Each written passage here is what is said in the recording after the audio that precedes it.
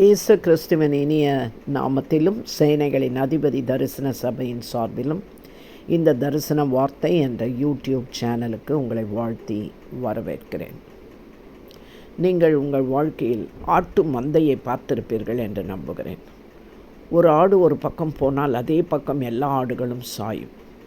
பெரிய மக்கள் கூட்டத்தில் கூட யாரோ ஒருவர் எதற்கோ கத்தி அலறி இருப்பார்கள். உடனே எல்லாரும் கத்த ஆரம்பிப்பார்கள். எதற்காக கத்துகிறீர்கள் என்றால் அவர்களுக்கே தெரியாது.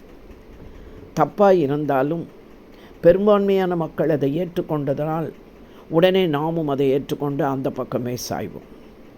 ஆனால் நாம் அப்படி இருக்கக்கூடாது. நாம் நடந்து கொள்ளும் விதம், பேசும் விதம், நம் நடை உடை பாவனைகள், நம் தீர்மானங்கள் இவை நம்மை வேறு பிரித்து காட்ட வேண்டும். இதை தேவன் விரும்புகிறார். தேவன் விரும்புகிற அந்த தரம், அதாவது ஸ்டாண்டர்ட் நம்மிடம் காணப்பட்டால் நாம் எங்கு வாழ்ந்தாலும் தெய்வ பிள்ளைகளாகவே வாழ முடியும். துன்மார்க்கமாய் வாழ்கிறவர்கள் மத்தியிலும் நாம் உத்தமமாய் வாழ முடியும். சூழ்நிலையை சாக்கு சொல்லி நாம் துன்மார்க்கத்துக்கு போக முடியாது. நோவா வாழ்ந்த காலத்தில் அக்கிரமம் மிகுந்திருந்தது. ஆனால் நோவா உத்தமனும் சன்மார்க்கனும் நீதிமானாய் இருக்க முடிந்ததே. கானான் தேசத்தை வேவ பார்க்க அப்படிதான் 12 பேரில் காலேப்பும் யோசுவாவும் மாத்திரம் அந்த தேசத்தை சுதந்தரிப்போம் என்று நேர்மறையான வார்த்தைகளை சொன்னார்கள். மீதி 10 பேரோ அங்கே ராட்சசர்கள் போல இருக்கிறார்கள், நாம் கானானை சுதந்தரிப்பது முடியாத கதை என்றல்லவா சொன்னார்கள். இந்த 10 பேரில் யோசுவாவும் காலேபும் 2 பேரும் வேறுபட்ட பார்வையும் வேறுபட்ட வெளிப்பாட்டையும் பெற்றிருந்தார்கள் அல்லவா. என்னுடைய தாசனாகிய காலேப் வேறே ஆவிய உடையவனும் உத்தமனுமாய் இருந்தபடியால் வாக்குதத்த தேசத்தை அவன் சுதந்திரிப்பான் என்று தேவன் சாட்சி கொடுக்கிறார். தேவனே சாட்சி கொடுக்கும்படியான ஆவி நமக்குள் இருக்க வேண்டும். தேவன் மெச்சிக்கொள்ளும்படியான, பாராட்டும்படியான ஆவி நமக்குள் இருந்தால் நாமும் நிச்சயமாய் நமக்கு கொடுக்கப்பட்ட வாக்குத்தத்தங்களை சுதந்திரிப்போம். மற்றவர்களை விட சரியானதை நாம் பார்க்க, சரியானதை நாம் செய்ய ஒரு துணிச்சல் நமக்கு தேவைதான். எல்லாருமே ஒன்றை சொல்லும்போது, எல்லாருமே ஒன்றை செய்யும்போது நாம் மட்டும் எப்படி வித்தியாசமாக செய்ய முடியும்? செய்தால் மற்றவர்கள் என்ன சொல்லுவார்கள் என்று நினைப்போம். நோ, தேவன் உங்களை குறித்து கொடுக்கும் சாட்சியே மிகவும் முக்கியமானதாக இருக்கிறது. இந்த வித்தியாசமான விசேஷமான ஆவி இருப்பவர்கள் எப்படி இருப்பார்கள்? அவர்கள் சத்துருக்களை சிநேகிப்பார்கள். அவர்களை சபிக்கிறவர்களை அவர்கள் ஆசீர்வதிப்பார்கள். அவர்களை பகைக்கிறவர்களை அவர்களுக்கு நன்மை செய்வார்கள். தன்னை நிந்திக்கிறவர்களுக்கு ஜெபம் செய்வார்கள். துன்பப்படுத்துகிறவர்களுக்காக ஜெபம் செய்வார்கள்.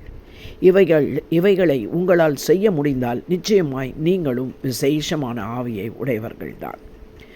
உங்கள் சகோதரருக்கு மாத்திரம் நீங்கள் வாழ்த்தினால் நீங்கள் விசேஷித்து செய்கிறது என்ன என்று பரிசுத்த வேதாகமத்தில் மத்தேயு 5:47 கூறப்பட்டிருக்கிறது. அப்படியே நன்மை செய்கிறவர்களுக்கே நன்மை செய்தால் என்ன லாபம் என்று வேதம் கேட்கிறது. எசேக்கியேல் தீர்க்கதரிசன புஸ்தகம் 22 அதிகாரம் 29வது வசனத்திலே, ஜனங்கள் இடுக்கண் செய்து கொள்ளையடித்து சிறுமையும் எளிமையுமானவனை ஒடுக்கி அந்நியனை அநியாயமாக ஒடுக்குகிறார்கள் என்று சொல்லப்பட்ட ஒரு கூட்டம் இருப்பதாக காண்கின்றோம். தேவன் சொல்லுகிறார், நான் தேசத்தை அழிக்காதபடி திறப்பிலே நிற்க சுவரை அடைக்கத்தக்கதாக ஒரு மனுஷனை, அதாவது ஒரு விசேஷித்த ஆவியுடைய மனுஷனை நான் தேடினேன், ஒருவனையும் காணேன் என்று சொல்லுகிறார். பார்த்தீர்களானால் நோவா காலத்தில் நோவாவும் அவர் குடும்பமும் மாத்திரம் காக்கப்பட்டார்கள். அதாவது நோவா ஒரு ஆள் மாத்திரம்தான் விசேஷித்தமான ஆவியை உடையவராக இருந்தார்.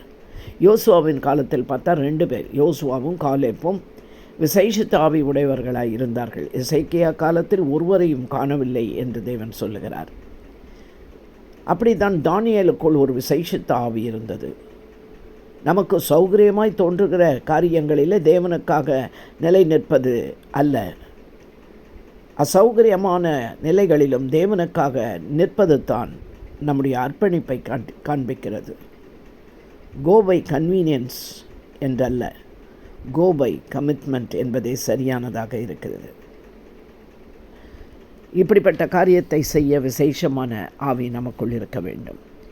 அதே போல் ஷாத்ராக், மேஷாக், ஆபேத்நேகோ அவர்களுடைய ராஜ்யத்திலே நியாயமில்லாத ஒரு காரியத்தை நியமிக்கிறார்கள். அதற்கு இவர்கள் பயப்படாமல் இருந்தார்கள். அதனால்தான் 4வது நபராக தேவன் அக்கினி ஜுவாலையிலே அவர்களோடு கூட உலாவினார்.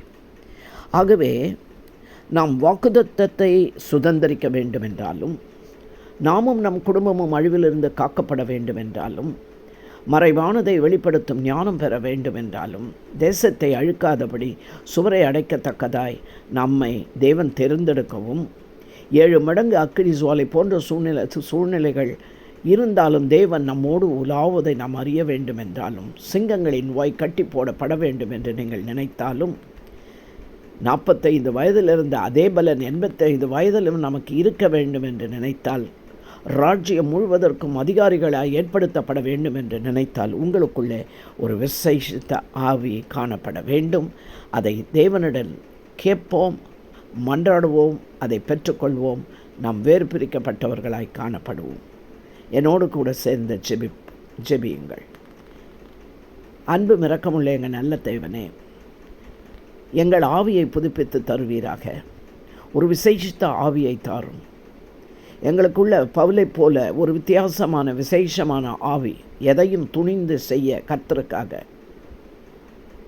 கர்த்தருக்காக எதையுமே கர்த்தாவே நஷ்டம் என்று நாங்கள் நினைக்க, உலகத்தில் லாபமானதை தேடி ஓடுகிற ஜனங்கள் உண்டானால் நாங்களோ வித்தியாசமானவர்களாய் அந்த லாபத்தை கிறிஸ்து இயேசுவுக்காக நஷ்டமாக கருதுகிறவர்களாய் உம்மை பின்பற்றி வர எங்களுக்கு அப்படிப்பட்ட ஒரு வாழ்க்கை மாற்றம் இருக்க ஒரு வித்தியாசமான ஆவியை தருவீராக.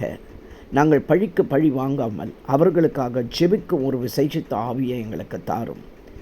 பிடிவாதம் பிடித்து அழுது கேட்கும் ஆவியை அல்ல, மனம் கசந்து அழுது கேட்கும் விசேஷித்த ஆவியை எங்களுக்கு தந்து எங்களுடைய வாழ்க்கையின் தரத்தை நீர் உயர்த்தி உமக்கு பிரியானமானவர்களாய் எங்களை வைத்து கொள்ளும். இயேசுவின் மூலம் ஜெபிக்கிறோம் எங்கள் நல்ல பிதாவே, ஆமென். இந்த செய்தி நிச்சயமாய் உங்களுக்கு பிரயோஜனமாய் இருந்திருக்கும். இதை லைக் பண்ணி ஷேர் பண்ணுங்கள். சப்ஸ்கிரைப் பண்ணாதவர்கள் சப்ஸ்கிரைப் பண்ணுங்கள். கர்த்தர் உங்களை ஆசீர்வதிப்பார்.